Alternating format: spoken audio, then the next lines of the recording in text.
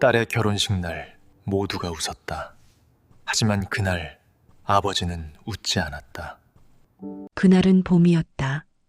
병실 창문 사이로 햇살이 스며들었고 벚꽃잎이 희미하게 흔들렸다. 그는 처음으로 자신의 손에 아기를 올려놓았다. 조그만 손이 손가락을 감싸줄 때 그 온기가 뼛속까지 스며드는 느낌이었다. 작은 생명이 숨쉬는 그 소리를 듣자 그는 세상 어느 언어로도 표현할 수 없는 감정을 느꼈다. 그 순간 마음속으로 약속했다. 이 아이에게만큼은 세상의 추위가 닿지 않게 하겠다고. 그 약속은 그의 인생을 통째로 바꿔놓았다. 그날 이후 그는 하루의 방향을 딸에게 맞추며 살았다. 딸의 이름으로 하루를 열고 딸의 웃음으로 밤을 닫았다. 그에게 세상은 이제 단 하나의 의미만 남았다. 아버지로 산다는 것. 그건 그 어떤 직함보다 무겁고 또 눈부신 이름이었다. 세월이 흘러 아이는 말을 배우고 걸음을 떼었다. 그는 매일 같은 시간, 같은 자리에서 식탁을 차렸다. 된장국, 김치, 고등어 한 마리. 평범한 밥상이었지만 그에겐 하루의 전부였다. 오늘은 뭐 배웠니? 그는 습관처럼 물었다. 딸은 밥을 먹으며 학교 이야기를 했고 그는 고개를 끄덕이며 그 말을 다 받아 적듯 들었다. 그의 하루는 그렇게 흘러갔다. 다른 집보다 넉넉하지 않았지만 밥상 위에는 늘 웃음이 있었다. 그 웃음이 세상에서 가장 값진 재산이었다. 그는 알았다. 자신이 가진 건 돈도 명예도 아니고 매일 저녁 딸이 먹는 밥 한 숟갈의 온기라는 것을. 학예회 날 그는 일을 일찍 접고 학교로 향했다. 다른 아버지들 틈에 서서 조용히 무대를 바라봤다. 작은 무대 위에서 딸이 노래를 불렀다. 불안하게 떨던 손, 그러나 눈은 반짝였다. 그는 손바닥이 아프도록 박수를 쳤다. 눈가가 뜨거워져서 하늘을 잠시 올려다보았다. 이 아이가 나의 인생이구나. 그날 그는 처음으로 자부심이란 감정을 배웠다. 무대 위에서 환하게 웃던 딸의 얼굴이 평생 잊히지 않을 풍경이 되었다. 그는 집에 돌아와 그날의 영상을 수십 번 돌려보았다. 작은 화면 속에서 딸이 노래를 부를 때마다 그의 가슴은 다시 뛰었다. 그건 그가 살아있다는 증거처럼 느껴졌다. 시간은 조용히 흘러 딸은 어느새 중학생이 되었다. 키가 크고 말이 많아졌다. 그는 여전히 머리를 묶어주려 손을 뻗었지만 딸은 고개를 돌리며 말했다. 아빠, 이제 제가 할게요. 그 한마디는 짧았지만 마음속 어딘가를 살짝 긁고 지나갔다. 그는 그저 웃으며 고개를 끄덕였지만 그 웃음 뒤엔 길고 묵직한 침묵이 남았다. 그날 이후 딸은 문을 자주 닫았다. 방 안에서 흘러나오는 음악 소리가 그에게는 낯설었다. 딸의 세상이 점점 커질수록 그의 자리는 그만큼 작아졌다. 그는 여전히 매일 밥상을 차렸다. 딸이 늦게 들어와도 밥은 식지 않게 덮어두었다. 그게 자신이 할 수 있는 유일한 사랑의 방식이었다. 말로 표현할 줄 몰라 그는 늘 밥으로 마음을 전했다. 어느 날 딸이 환한 얼굴로 말했다. 아빠, 저 결혼해요. 그는 놀랐지만 곧 웃었다. 그 웃음은 축하의 미소였지만 마음 한구석은 조용히 떨렸다. 딸이 내민 청첩장을 받아들며 그는 그 종이 한 장이 인생의 절반 같다고 느꼈다. 집에 돌아와 식탁 위에 청첩장을 올려두었다. 그는 여러 번 읽었다.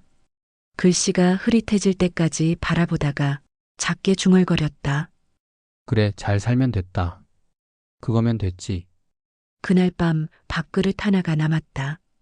식탁의 자리가 하나 비어 있었지만 그는 그 빈자리를 오래 바라보며 밥을 삼켰다. 사랑이 떠난다는 건 누군가의 행복을 축하하면서도 마음 한쪽이 서늘해지는 일임을 그는 그제야 알았다. 그의 세상은 여전히 딸로 가득했지만 이제 그 세상 속에서 그는 조금씩 투명해지고 있었다. 그는 느꼈다. 이제 나는 곁에 머물던 사람이 아니라 뒤에서 바라보는 사람이 되었구나. 청첩장을 받은 그날 이후 집안은 한층 분주해졌다. 전화벨이 자주 울렸고 택배 상자가 문 앞에 쌓였다. 딸의 방에서는 친구들과 웃는 소리가 끊이지 않았다. 아빠, 이번 주엔 예식장 보러 가요. 드레스샵 예약했어요. 그는 그 말들을 들으며 고개를 끄덕였다. 딸의 목소리는 한껏 들떠 있었고 그 표정은 환했다. 하지만 이상하게도 그 환한 얼굴을 바라보는 동안 그의 가슴 어딘가에는 작은 바람이 불었다. 기쁨과 허전함이 한데 섞인 바람이었다. 그는 딸이 떠드는 소리를 멀찍이서 들으며 혼잣말처럼 중얼거렸다. 이제 저 애는 나보다 세상을 더 잘 아는구나. 딸은 커서 결혼을 하고 자기 집을 꾸릴 것이다. 그게 당연한 일인데. 왜 마음 한구석이 자꾸 비어가는지 그는 알 수 없었다. 그는 어릴 적 딸이 잠들기 전마다 불러달라던 자장가를 떠올렸다. 그 노래의 가사 중 한 구절이 유난히 또렷했다. 내 사랑아, 멀리 가지 마라. 이제는 그 노래가 자신에게 하는 말처럼 들렸다. 결혼식장 피팅룸 안에는 꽃향기와 드레스 천의 바스락거림이 섞여 있었다. 하얀 드레스를 입은 딸이 거울 앞에 서 있었다. 그의 시선이 그곳에 닿는 순간 시간이 잠시 멈춘 듯했다. 어린 시절 분홍 원피스를 입고 뛰놀던 모습이 겹쳐 보였다. 그때의 딸이 웃으며 말했다. 아빠, 예뻐요? 그는 잠시 말이 막혔다가 겨우 대답했다. 그럼 예쁘지 참 예쁘다. 하지만 그 말 끝에 무언가가 걸렸다. 그의 눈엔 눈물이 맺혔지만 애써 웃음으로 덮었다. 거울 속 딸의 눈빛은 반짝였고 그 옆에 선 그의 얼굴엔 세월의 주름이 깊게 내려앉아 있었다. 그는 그 순간 깨달았다. 사랑은 이렇게 모양을 바꾸며 흘러가는구나. 이제는 안아줄 수 없는 거리에서 그저 바라보는 일로 남는구나. 딸이 결혼 준비로 분주해지면서 집의 공기엔 늘 약한 소음이 감돌았다. 택배 기사의 벨소리, 친구들의 웃음, 전화벨의 울림. 그 속에서 그의 목소리는 점점 작아졌다. 딸은 저녁을 자주 거르고 그는 여전히 같은 시간에 밥을 지었다. 된장국 냄비가 부글부글 끓는 동안 그는 문 쪽을 바라보았다. 혹시나 딸이 들어올까 싶어서였다. 하지만 문은 좀처럼 열리지 않았다. 그는 혼자 밥을 퍼서 식탁에 앉았다. 숟가락이 그릇에 부딪히는 소리만 방 안을 맴돌았다. 그는 밥 한 숟가락을 천천히 씹었다. 씹을수록 입안에 밥맛보다 공허함이 더 퍼졌다. 딸이 결혼하면 식탁은 어떻게 되려나? 그는 그 생각을 밀어내려 했지만 그럴수록 마음은 더 깊이 가라앉았다. 그는 텔레비전을 켰다. 예능 프로그램의 웃음소리가 거실을 채웠지만 자신의 얼굴은 웃지 않았다. 그는 그 소리를 배경음처럼 틀어놓고 그냥 그렇게 앉아 있었다. 소리로 채우지 않으면 고요가 너무 크게 들릴 것 같아서였다. 어느 날 딸이 말했다. 아빠, 이번 주에 그 사람이랑 밥 한번 먹어요. 그는 말없이 고개를 끄덕였다.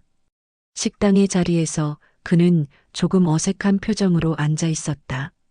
정갈하게 앉은 청년이 고개를 숙이며 인사했다. 아버님 안녕하세요. 처음 뵙겠습니다. 목소리는 단정했고 눈빛은 성실해 보였다. 그는 그 모습에서 젊은 날의 자신을 잠깐 보았다. 딸이 그 청년을 볼 때의 표정이 오래전 아내를 바라보던 자신의 눈빛과 닮아 있었다. 그는 미소를 지었지만 그 웃음 뒤엔 묘한 이질감이 깃들었다. 그의 세상이 이제 둘에서 셋으로 바뀌는 순간이었다. 그는 그 변화를 기쁘게 받아들이려 했지만 어딘가 한 구석이 서늘하게 식어갔다. 식사 후 청년이 계산을 마치고 그에게 허리를 숙이며 인사했다. 앞으로 잘 부탁드립니다. 그는 그 말에 고개를 끄덕였다. 그래, 부탁할게. 짧은 한마디였지만 마음 깊은 곳에서 무언가 떨어져 나갔다. 집으로 돌아오는 길, 딸이 즐겁게 이야기하는 소리가 들렸지만 그는 창밖만 바라보았다. 밤거리의 불빛들이 지나가며 마치 오랜 사진처럼 희미하게 번졌다. 그는 그 불빛 속에서 딸의 어릴 적 그림자를 보았다. 촬영날 그는 검은 양복을 입었다. 거울 앞에서 넥타이를 매며 한참을 서 있었다. 손끝이 조금 떨렸지만 얼굴은 평온했다. 오늘은 딸의 날이야. 그는 스스로 그렇게 말하며 마음을 다잡았다. 스튜디오 안에는 밝은 조명이 켜져 있었다. 딸은 드레스를 입고 예비사위는 정장을 입었다. 사진사는 활기찬 목소리로 말했다. 자, 웃어주세요. 가족사진 갑니다. 그는 어깨를 펴고 웃었다. 하지만 셔터가 눌리는 순간 그는 속으로 말했다. 이건 마지막 사진이겠지. 찰칵 소리가 울렸다. 그 한 장의 사진이 모든 시간을 나눴다. 이전의 아버지와 이제의 아버지를. 촬영이 끝난 뒤 딸은 친구들과 떠들며 나갔다. 그는 조용히 남아 조명이 꺼진 공간을 바라봤다. 사람들이 모두 빠져나간 스튜디오엔 드레스 자락이 스친 공기만이 남아 있었다. 그는 천천히 자리에서 일어나 손에 쥔 장갑을 바라보았다. 낡은 손등 위에 주름이 얽혀 있었다. 그는 작은 한숨을 내쉬었다. 이제 이 손이 할 일도 거의 다 끝났구나. 그는 밖으로 나와 하늘을 올려다봤다. 겨울 햇살이 희미하게 빛나고 있었다. 그 빛 속에서 그는 오래된 문장 하나를 떠올렸다. 부모는 늘 떠나는 연습을 하며 산다. 그는 미소를 지었다. 하지만 그 미소는 어딘가 서글펐다. 그날 밤 집에 돌아온 그는 불이 꺼진 거실에 앉았다. 딸이 고른 웨딩 사진을 휴대폰으로 다시 보며 손가락으로 천천히 화면을 넘겼다. 사진 속에 그는 웃고 있었지만 그 웃음이 어쩐지 조금 낯설었다. 그는 화면을 닫고 눈을 감았다. 딸의 어린 시절 웃음소리가 귓가에서 희미하게 울렸다. 그 소리 속에 긴 하루가 스며들었다. 그날 아침 그는 평소보다 일찍 눈을 떴다. 방 안은 고요했고 커튼 틈 사이로 들어온 빛이 낯설게 흘렀다. 탁자 위에는 어젯밤 다리미로 펴둔 양복이 가지런히 놓여 있었다. 손끝으로 옷깃을 매만지며 그는 중얼거렸다. 이제 진짜 시집 가는구나. 싱크대엔 물이 아직 따뜻했다. 그는 습관처럼 밥솥 뚜껑을 열었다가 잠시 그대로 서 있었다. 딸이 늘 먹던 밥 냄새가 피어오르자 목이 저절로 메어왔다. 그는 밥 대신 물 한 잔을 마셨다. 그 물이 유난히 쓰게 느껴졌다. 오늘만큼은 울지 말자 다짐했지만 그 다짐이 벌써 흔들리고 있었다. 양복을 입은 그는 거울 앞에 섰다. 넥타이를 고쳐 매며 몇 번이고 심호흡을 했다. 거울 속에 낯선 노인이 서 있었다. 언제 저렇게 머리가 휘어졌을까? 언제부터 이렇게 어깨가 좁아졌을까? 그는 잠시 거울을 피했다. 오늘 하루만큼은 약한 표정을 보이고 싶지 않았다. 예식장에 도착하자 사람들의 목소리가 웅성거렸다. 꽃장식 사이로 흰 드레스가 눈부시게 빛났다. 딸은 친구들과 웃으며 사진을 찍고 있었다. 그는 멀찍이서 그 모습을 바라보았다.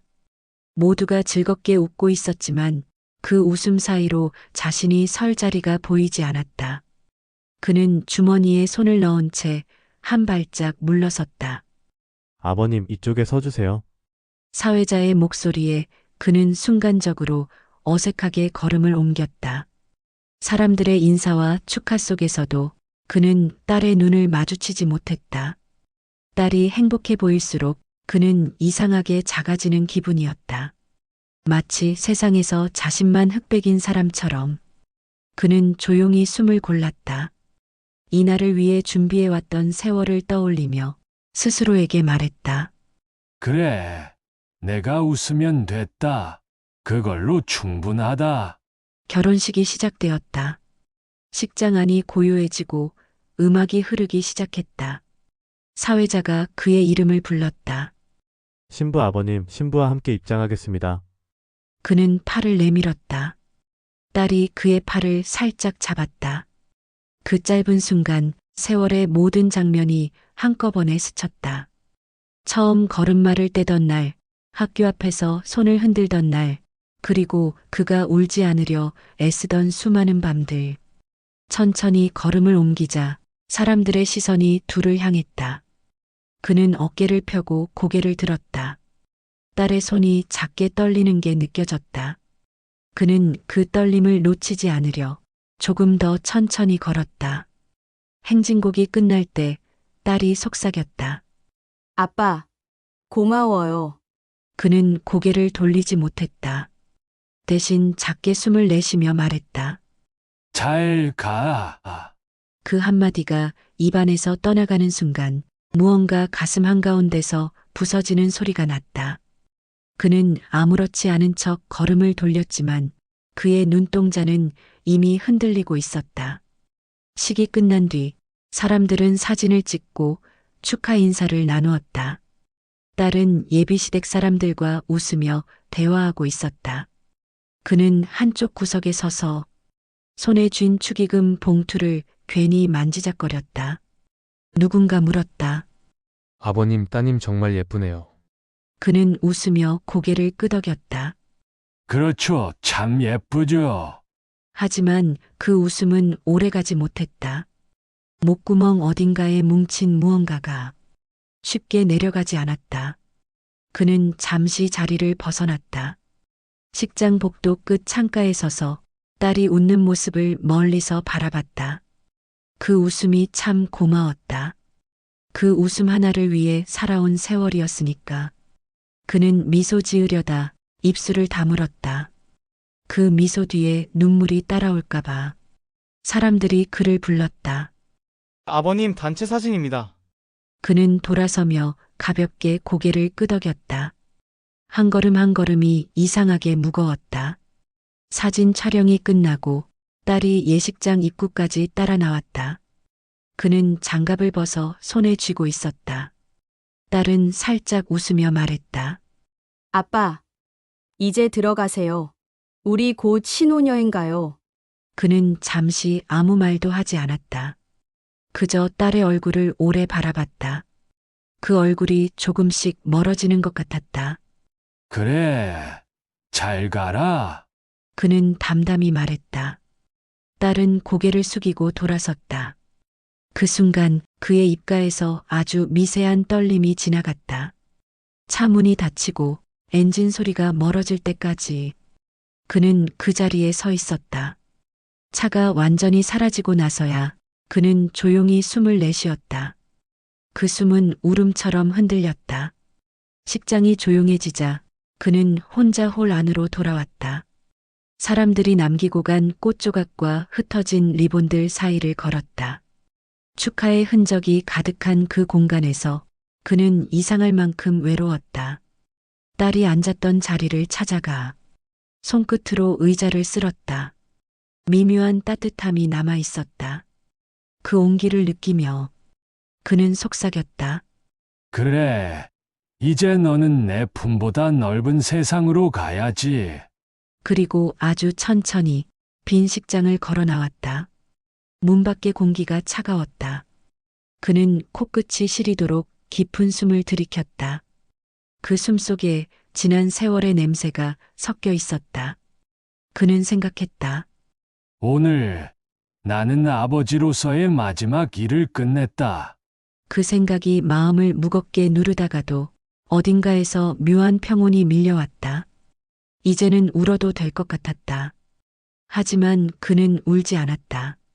그저 걸었다. 햇살이 눈부신 오후, 그는 그림자 하나를 길게 끌며 천천히 식장을 떠났다. 결혼식이 끝난 날, 그는 아무 말 없이 집으로 돌아왔다. 현관을 열자 익숙한 공기가 천천히 밀려왔다. 조용했다. 딸이 떠난 집은 그전보다 훨씬 넓어 보였다. 신발장 아래엔 딸의 운동화 한 켤레가 남아 있었다. 먼지가 살짝 쌓인 그 신발을 손끝으로 쓰다듬자 손바닥이 미묘하게 따뜻해졌다. 그는 방 안불을 켜지 않았다. 해가 지고 있었지만 어둠 속이 더 편했다. 딸이 쓰던 방 앞에 서서 문고리를 잡았다가 잠시 멈췄다. 문을 열면 진짜로 떠난 것 같을까봐.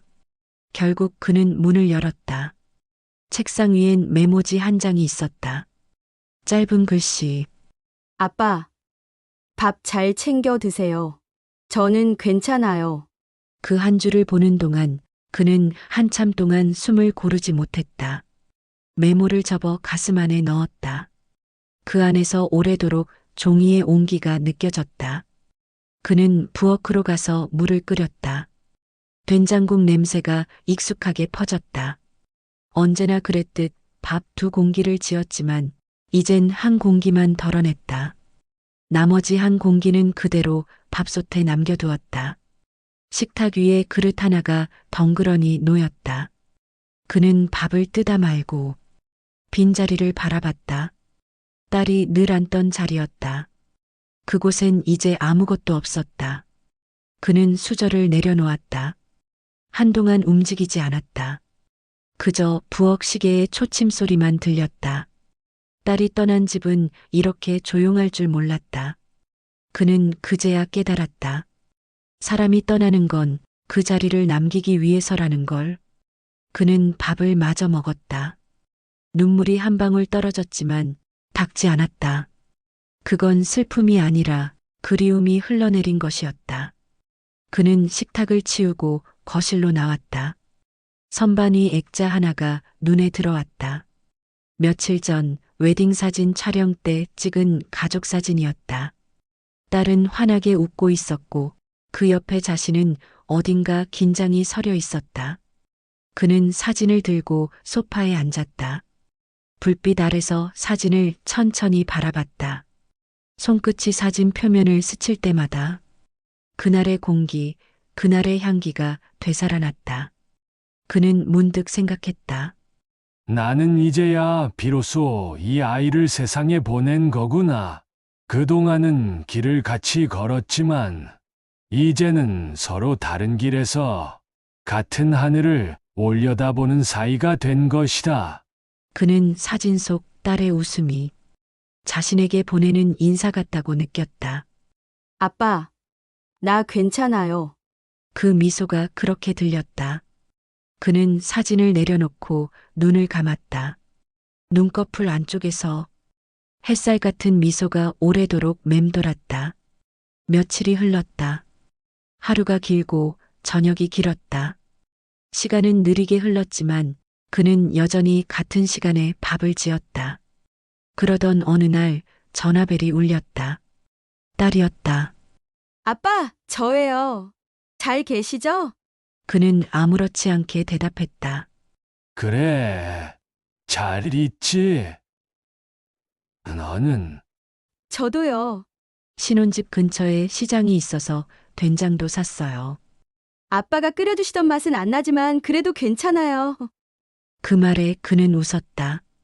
아무렇지 않게 웃었지만 목소리는 조금 떨렸다. 그럼 됐다. 맛있게 먹어라. 통화가 끝나고 그는 한참 동안 휴대폰을 바라봤다. 화면은 꺼졌는데 마치 그 속에서 딸의 웃음이 여전히 흐르고 있는 듯했다. 그는 조용히 주방으로 가서 냄비를 올렸다. 된장을 풀고 두부를 썰고 국물이 끓는 동안 창밖을 바라봤다. 그의 삶은 여전히 이어지고 있었다. 딸이 떠나도 그가 남은 삶을 살아야 한다는 걸 이제는 조금 알 것 같았다. 며칠 뒤 그는 아침 일찍 집을 나섰다.